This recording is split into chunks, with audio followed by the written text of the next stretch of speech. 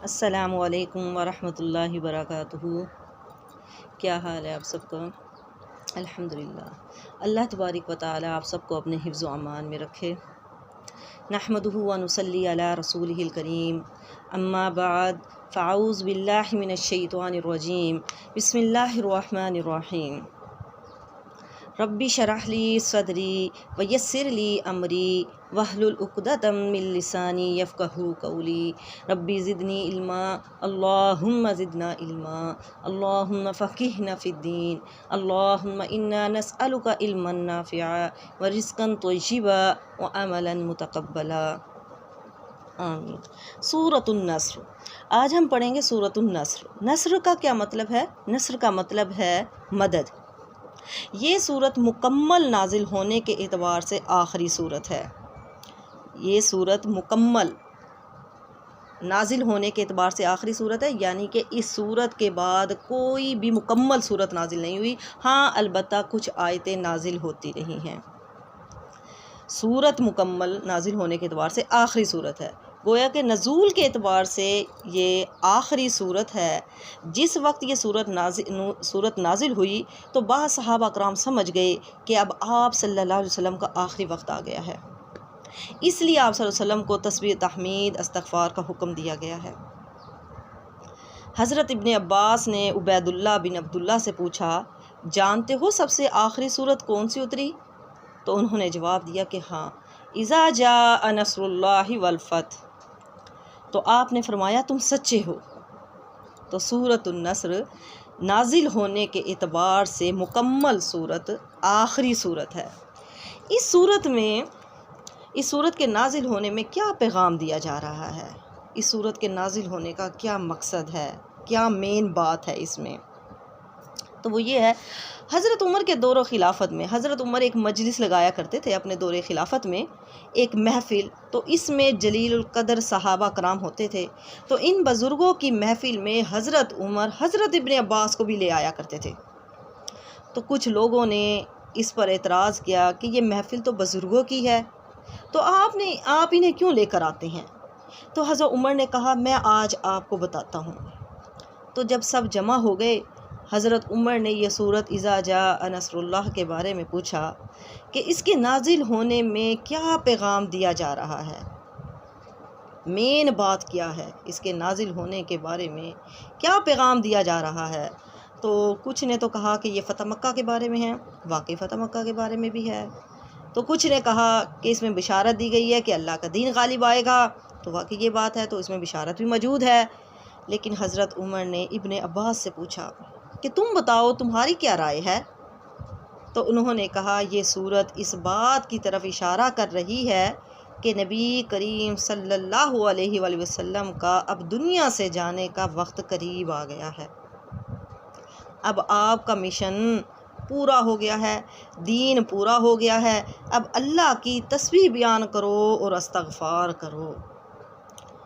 حضرت عمر نے کہا کہ تم نے صحیح کہا ہے، میری بھی یہی رائے ہے۔ اور حضرت عمر باقی صحابہ کرام کو یہ بات ثابت کرنا چاہتے تھے کہ میں ان کو اپنے ساتھ کیوں رکھا کرتا ہوں، انہیں کیوں مجلس میں بلاتا ہوں، کیونکہ یہ وہ صحابی رسول ہیں جنہیں نبی کریم صلی اللہ علیہ وسلم نے گلے لگا کر ان کے لیے دعا کی تھی کہ اے اللہ اس کو دین کا فہم عطا کر، اے اللہ عبداللہ بن عباس کو دین کی سمجھ عطا کر۔ اس لیے عبداللہ بن عباس قرآن کے زبردست مفسر تھے، تفسیر کرنے والے تھے۔ سب سے بہترین تفسیر حضرت ابن عباس رضی اللہ تعالی عنہ کیا کرتے تھے۔ اب کہا جا رہا ہے اذا جب جاء آئے نصر اللہ مدد اللہ تعالیٰ کی والفتح اور فتح، جب آئے نصر اللہ اللہ کی مدد۔ اللہ کی مدد سے کیا مراد ہے؟ اللہ کی مدد کا مطلب ہے اسلام اور مسلمانوں کا کفر اور کافروں پر غلبہ ہے۔ اللہ کی مدد کا مطلب کیا ہے؟ اسلام اور مسلمانوں کا کفر اور کافروں پر غلبہ ہے، کہ جب وہ غالب آ جائیں۔ اور فتح سے مراد فتح مکہ ہے۔ کیوں؟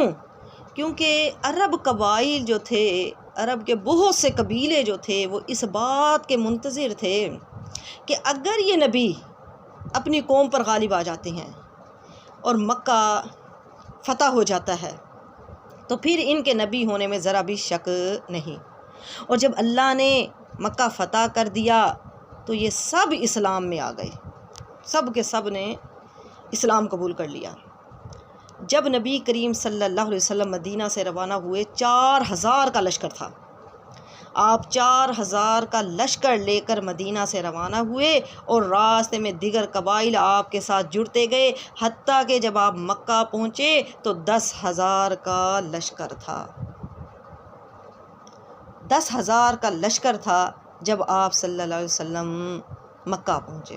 تو آگے کہا گیا وَرَأَيْتَ النَّاسَ، جب تو دیکھے الناس لوگوں کو، یدخلون کہ وہ داخل ہوتے ہیں، فی دین اللہ اللہ کے دین میں، افواجاً فوج در فوج۔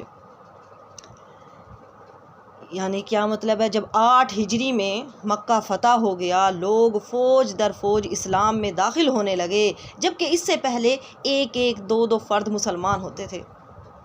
یہ فتح مکہ سے لوگوں کو یہ بات واضح ہو گئی تھی کہ آپ اللہ کے سچے پیغمبر ہیں اور دین اسلام دین حق ہے۔ تو اللہ نے فرمایا جب ایسا ہو کہ لوگ جوک در جوک اسلام میں داخل ہو رہے ہوں تو اللہ نے فرمایا پھر آپ سمجھ لیں کہ تبلیغ و رسالت کا فرض جو تیرے ذمے تھا وہ اب پورا ہو گیا ہے۔ اب تیرا دنیا سے جانے کا وقت قریب آ گیا ہے۔ اب تم نے کیا کرنا ہے؟ اس لیے خوب حمد و ثنا کرنی ہے اور استغفار کرنا ہے۔ استغفر اللہ سے بخشش طلب کرنی ہے، اللہ کی حمد و ثنا زیادہ سے زیادہ کرنی ہے۔ پھر کہا فسبح بحمد ربک واستغفر، فسبح، بس اب آپ نے پاکی بیان کرنی ہے، بحمد کا اللہ کی حمد کے ساتھ، ربی کا اپنے رب کی حمد کے ساتھ، واستغفرہ اور اس سے بخشش مانگنی ہے، انہ بے شک وہ کانا ہے توابن توبہ قبول کرنے والا، معاف کرنے والا۔ اب آپ کو کہا گیا جب آپ دیکھ لیں کہ آپ کا مشن پورا ہو گیا ہے، لوگ جوک در جوک اسلام میں داخل ہو رہے ہیں، اب آپ نے اللہ تعالیٰ کی پاکی بیان کرنی ہے، حمد بیان کرنی ہے، واستغفر اور بخشش مانگنی ہے اللہ تعالیٰ سے۔ تو اس سے معلوم ہوا کہ زندگی کے آخری ایام میں ان چیزوں کو کثرت کے ساتھ کرنا چاہیے۔ اب زندگی کے آخری ایام ہمیں تو معلوم ہی نہیں کہ ہمارا کون سا دن آخری دن ہے۔ جب ہمیں معلوم نہیں تو ہم ہر دن کو ہی آخری دن سمجھیں۔ اللہ تعالیٰ سے توبہ استغفار کریں، زیادہ سے زیادہ اللہ تعالیٰ کی تسبیح تحمید بیان کریں۔ اور ہاں البتہ وہ لوگ جو کہ بیمار ہیں یا پھر زیادہ بڑھاپے کی حالت میں پہنچ چکے ہیں ان کو زیادہ ضرورت ہے، ضرورت تو ہمیں بھی ہے لیکن ان کے چانسز زیادہ ہوتے ہیں۔ تو کہا گیا جب بڑھاپے کی حالت میں ہو، بیماری کی حالت میں ہو تو وہ بھی سب سے زیادہ اللہ تعالیٰ کی حمد و ثنا بیان کریں اور استغفار کیا کریں، اللہ تعالیٰ سے بخشش مانگا کریں۔ حضرت عائشہ رضی اللہ تعالیٰ عنہا سے مروی ہیں، وہ کہتی ہیں کہ نبی کریم صلی اللہ علیہ وسلم اپنے رکوع اور سجدے میں بکثرت یہ دعا پڑھا کرتے تھے۔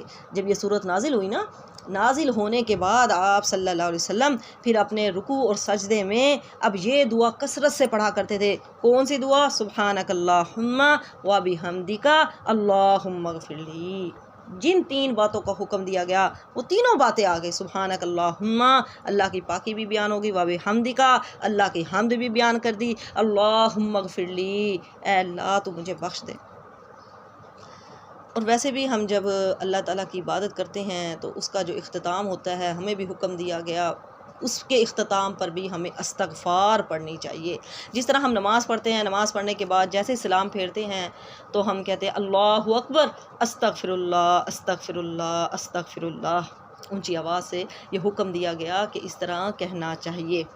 اور پھر آپ صلی اللہ علیہ وسلم نے فرمایا جو کوئی شخص کسی مجلس میں بیٹھے پھر جب وہاں سے اٹھنے لگے تو یہ دعا پڑھ لیا کرے۔ کون سی دعا؟ سبحانک اللہم و بحمدک اشہد ان لا الہ الا انت واستغفرک واتوب الیک، استغفرک یا واستغفرک واتوب الیک۔ تو یہ دعا پڑھ لیا کرے۔ کیونکہ قیامت کا جب دن ہوگا تو انسان اس مجلس پر، اس محفل پر حسرت کرے گا، اسے ندامت ہوگی، افسوس کرے گا کہ اس مجلس میں میں نے اللہ کا کوئی ذکر نہیں کیا۔ اس جگہ بیٹھ کر میں نے اللہ کا کوئی ذکر نہیں کیا تھا۔ اگر آپ اللہ کا ذکر کر رہے ہیں، ذکر کی مجلس ہے، تب بھی وہاں سے اٹھنے سے پہلے یہ دعا پڑھ لیں، کیونکہ ہو سکتا ہے وہاں پر آپ کوئی فضول بات آپ نے کی ہوگی، تو اللہ تبارک و تعالیٰ یہ دعا پڑھنے سے وہ گناہ معاف ہو جاتے ہیں۔ وہاں پر جتنے بھی ہم نے گناہ کیے ہوتے ہیں تو وہ گناہ معاف ہو جاتے ہیں۔ اور ویسے بھی آپ جہاں کہیں بھی بیٹھیں تو وہاں پر لازماً اللہ کا کچھ نہ کچھ ذکر ضرور کیا کریں، تاکہ قیامت والے دن ہم اس مجلس پر، اس محفل پر ہم حسرت نہ کریں، افسوس نہ کریں کہ کاش ہم یہاں پر کوئی اللہ کا ذکر کر لیتے۔ اور وہاں سے اٹھنے سے پہلے آپ یہ دعا پڑھا کریں۔ اچھا، یہاں پر ایک سوال پیدا ہوتا ہے۔ سوال یہ ہے کہ نبی کریم صلی اللہ علیہ وسلم کو کہا گیا کہ استغفار کرو، تو کیا آپ صلی اللہ علیہ وسلم سے بھی گناہ ہوتے تھے؟ دیکھیں، پہلی بات تو یہ ہے کہ اللہ نے بہت سی باتیں نبی کریم صلی اللہ علیہ وسلم کو بتائی، اور نبی کریم صلی اللہ علیہ وسلم کو بتانے کا مقصد کہ آپ صلی اللہ علیہ وسلم کے بعد امت اس کو فالو کرے، امت اس کی پیروی کرے۔ جیسا کہ اللہ تعالیٰ نے نبی کو حکم دیا، اللہ تعالیٰ نے نبی کو وحی کی کہ اے نبی، آپ صحابہ کرام سے مشورہ کیجئے۔ کیوں؟ نبی کو کیا مشورے کی ضرورت ہے؟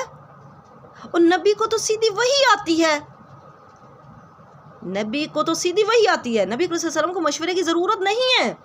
نبی کو جو وحی آئی، آپ صلی اللہ علیہ وسلم نے وہی حکم یعنی جو حکم دیا گیا اسی کو بجا لانا ہے، وہی کام کرنا ہے۔ لیکن آپ صلی اللہ علیہ وسلم سے کہا گیا کہ آپ مشورہ کریں۔ کیوں کہا گیا؟ کیونکہ نبی کے جانے کے بعد وحی تو بند ہو جائے گی، لیکن مشورہ باقی رہے گا، یعنی سکھانے کے طور پر آپ صلی اللہ علیہ وسلم کو کہا جاتا ہے۔ تو بہت سے ایسے اعمال ہیں جو نبی سے کروائے گئے، لیکن اس میں امت کے لیے سبق ہے۔ نبی سے تو کروائے گئے، لیکن امت کو سبق کے طور پر نبی سے کروائے جاتے تھے، امت کو سبق دیا جاتا تھا۔ انبیاء توبہ استغفار عبادت کے طور پہ کرتے ہیں۔ انبیاء معصوم الخطا ہوتے ہیں، ان سے کوئی غلطی نہیں ہوتی، گناہ نہیں ہوتے، تو وہ جو توبہ استغفار کرتے تھے تو وہ عبادت کے طور پہ کیا کرتے تھے۔ آپ صلی اللہ علیہ وسلم کو پتہ تھا آپ صلی اللہ علیہ وسلم کے اگلے پچھلے گناہ معاف ہیں، لیکن پھر بھی دن میں 100 بار استغفار کیا کرتے تھے، اللہ تعالیٰ سے بخشش مانگا کرتے تھے، توبہ استغفار کیا کرتے تھے، یہ ان کی عبادت تھی۔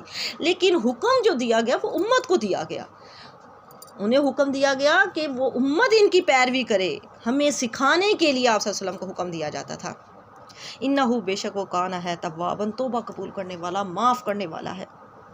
کہ حدیث قدسی ہے کہ اللہ تبارک و تعالی رات کے آخری پہر آسمان دنیا پر آ جاتے ہیں، اور آ کر اللہ تبارک و تعالی پکارتے ہیں، آواز دیتے ہیں، ہے کوئی توبہ کرنے والا کہ میں اس کی توبہ قبول کر لوں، ہے کوئی دعا مانگنے والا کہ میں اس کی دعا قبول کر لوں، ہے کوئی سوال کرنے والا کہ میں اس کو عطا کر دوں، ہے کوئی بخشش مانگنے والا کہ میں اس کو بخش دوں۔ دیکھیں، اللہ تعالیٰ خود پکار کر کہہ رہے ہیں۔ جب اللہ تبارک و تعالیٰ خود کہہ رہے ہیں تو کیا اس وقت میں ہمارے توبہ استغفار قبول ہونے میں کوئی شک رہ جاتا ہے؟ نہیں رہ جاتا۔ یقیناً وہ دعا، توبہ، استغفار، وہ سوال ہمارے ضرور قبول ہوں گے، اور اگر نہیں ہوتے، ہمارے مانگنے میں کمی ہے، اللہ کے دینے میں کمی نہیں ہوتی، ہمارے مانگنے کا انداز، طریقہ ٹھیک نہیں ہے، ہمارے مانگنے میں کمی کوتاہی ہو جاتی ہے، ہمیں مانگنا نہیں آتا۔ اللہ تعالیٰ اپنی بات میں سچے ہیں، اللہ تعالیٰ ضرور عطا کرتے ہیں، تو ہمیں اللہ تعالیٰ ہی سے مانگنا چاہیے، توبہ استغفار کرتے رہنا چاہیے، اللہ تعالیٰ سے بخشش مانگتے رہنا چاہیے۔ وآخر دعوانا الحمدللہ۔